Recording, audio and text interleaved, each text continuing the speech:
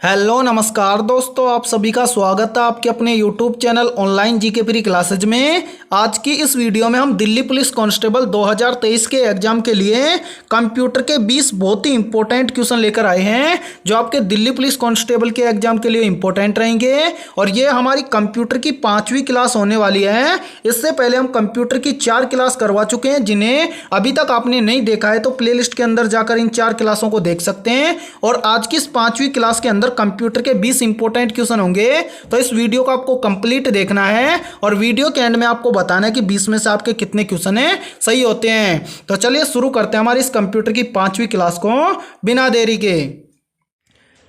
पहला प्रश्न है आप सभी के सामने, सीपीयू कंट्रोल करता है। ऑप्शन ए है इनपुट को, ऑप्शन बी है आउटपुट को, ऑप्शन सी है कंट्रोल मेमोरी को और ऑप्शन डी है इनपुट आउटपुट और प्रोसेसिंग सभी को।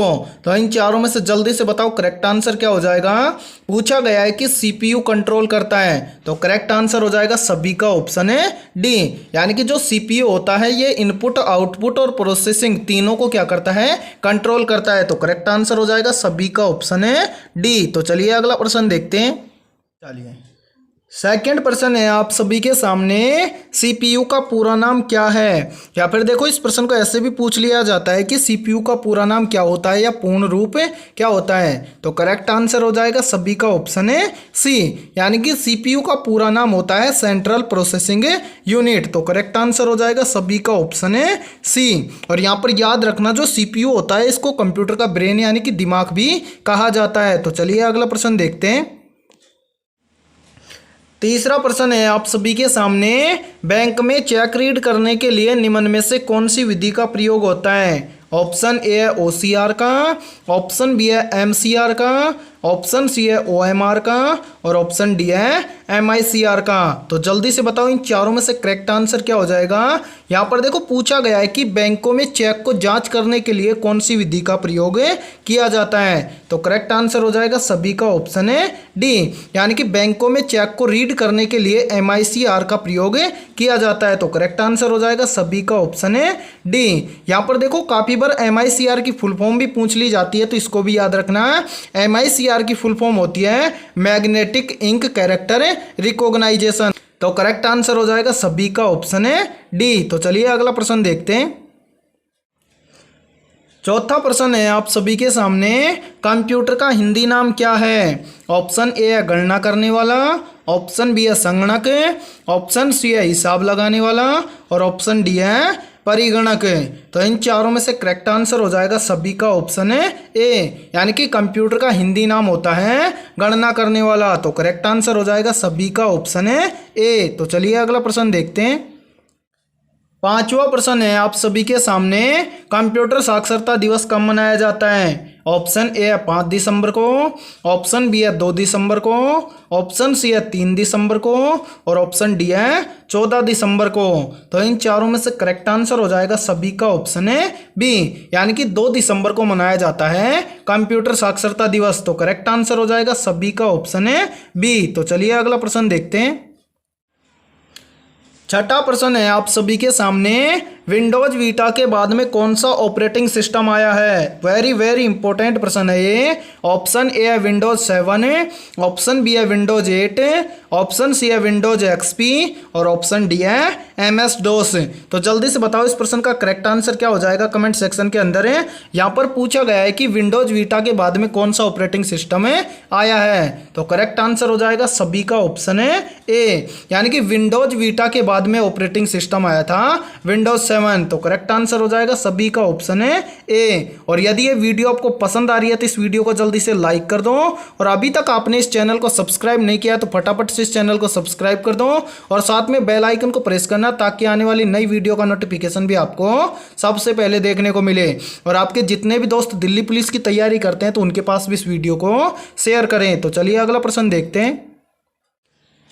सातवां प्रश्न है आप सभी के सामने, निम्न में से कौन सी इनपुट इकाई है। ऑप्शन ए है माउस, ऑप्शन बी है कीबोर्ड, ऑप्शन सी है स्कैनर और ऑप्शन डी है उपरोक्त सभी। तो इन चारों में से करेक्ट आंसर बताओ जल्दी से, क्या हो जाएगा। यहाँ पर देखो आपसे पूछा गया है कि कौन सी इनपुट इकाई है, तो करेक्ट आंसर हो जाएगा सभी का ऑप्शन है डी, यानी कि माउस, कीबोर्ड और स्कैनर, ये तीनों के तीनों क्या हैं, इनपुट इकाइयां। तो करेक्ट आंसर हो जाएगा सभी का ऑप्शन है डी। तो चलिए अगला प्रश्न देखते हैं।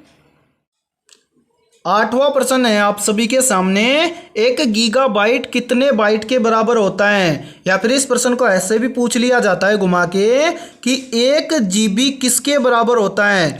ऑप्शन ए है 1024 KB के बराबर है, ऑप्शन बी है 1024 MB के बराबर है, ऑप्शन सी है 1024 TB के बराबर है, और ऑप्शन डी है 1024 GB के बराबर है। तो जल्दी से बताओ इस प्रश्न का करेक्ट आंसर क्या हो जाएगा।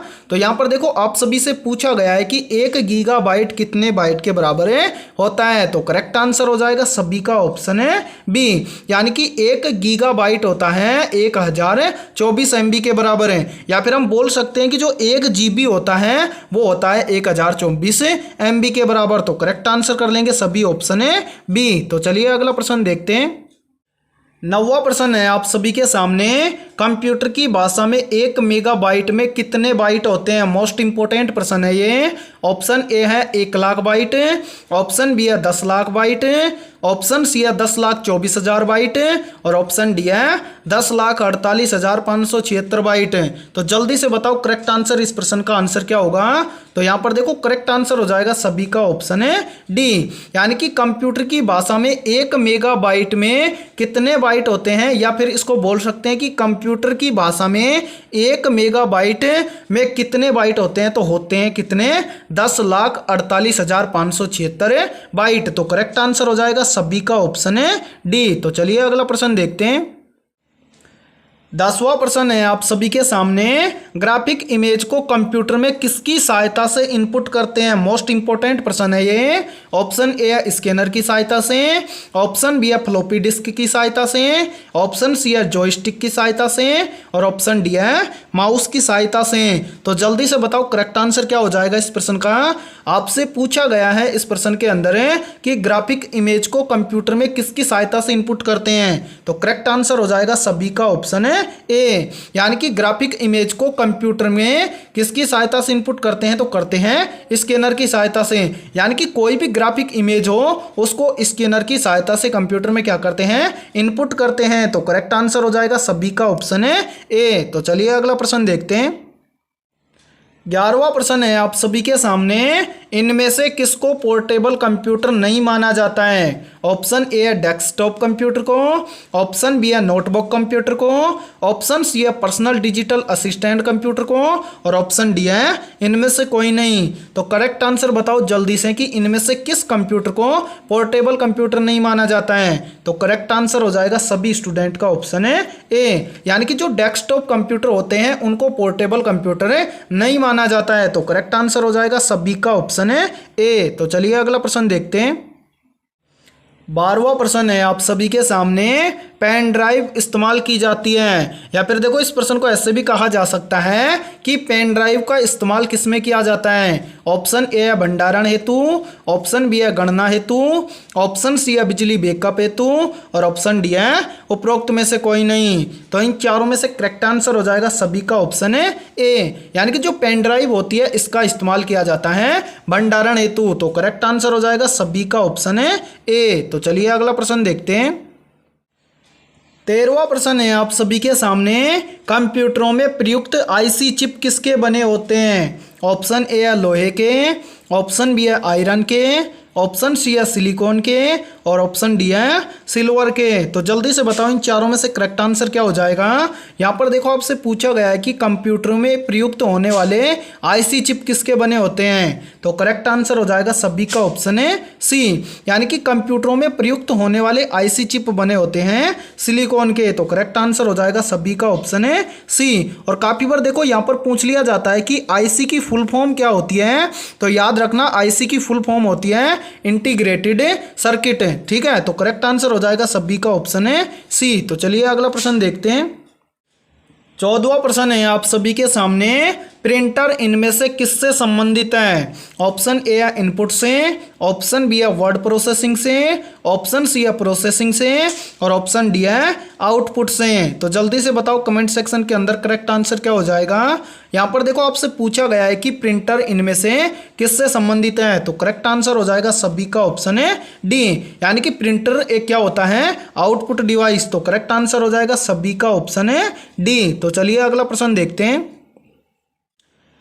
15वां प्रश्न है आप सभी के सामने, विंडोज 7 में स्टार्ट बटन को लॉन्च करने के लिए कौन सी की प्रेस करते हैं? तो जल्दी से बताओ कमेंट सेक्शन के अंदर क्या हो जाएगा इस प्रश्न का करेक्ट आंसर है।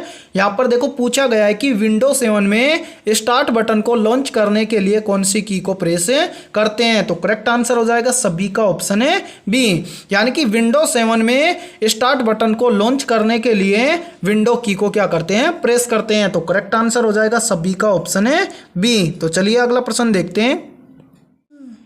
16वां प्रश्न है आप सभी के सामने, कंप्यूटर में डाटा किसे कहते हैं? ऑप्शन ए है संख्या को, ऑप्शन बी है चिन्ह को, ऑप्शन सी है चिन्ह व संख्यात्मक सूचना को और ऑप्शन डी है दी गई सूचनाओं को। तो करेक्ट आंसर हो जाएगा सभी का ऑप्शन है सी, यानी कि कंप्यूटर में डाटा कहते हैं चिन्ह व संख्यात्मक सूचना को। तो करेक्ट आंसर हो जाएगा सभी का ऑप्शन है सी। तो चलिए अगला प्रश्न देखते हैं।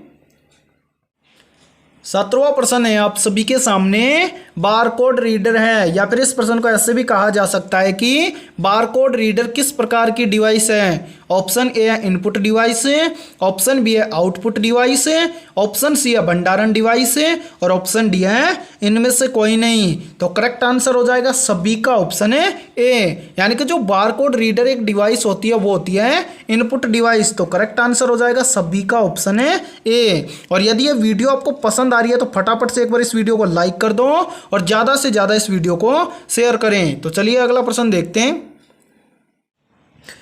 18वां प्रश्न है आप सभी के सामने, निम्न में से कंप्यूटर में काम करने के लिए सबसे जरूरी है? ऑप्शन ए है प्रिंटर, ऑप्शन बी है कंपाइलर, ऑप्शन सी है ऑपरेटिंग सिस्टम और ऑप्शन डी है इनमें से कोई नहीं। तो चारों में से करेक्ट आंसर क्या हो जाएगा इस प्रश्न का?